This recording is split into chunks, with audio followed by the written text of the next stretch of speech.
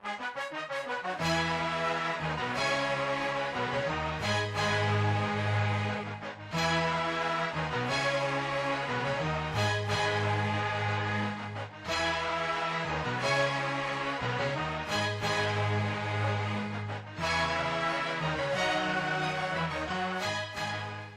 sa koná vo Fit Fabrik súťaž v crossfite.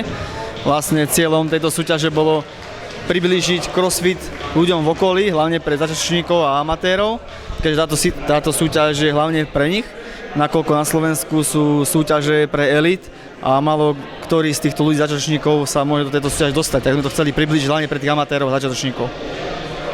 A ako je súťaž rozdelená? Súťaž je rozdelená na takých troch častí, vlastne 3 workouty.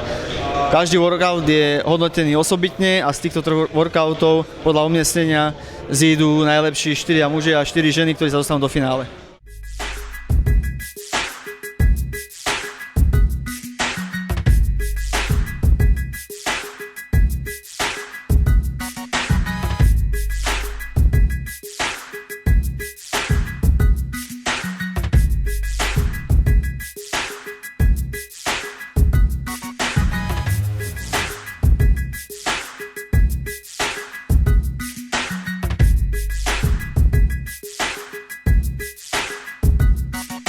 Aké máš pocity z víťazstva? Tak moje pocity z víťazstva ťažko opísať. Sa hovorí, že vždy v nejakom športe, keď niekto niečo vyhrá, tak je to naj. Vraj to je úplne super pocit, takisto aj pre mňa.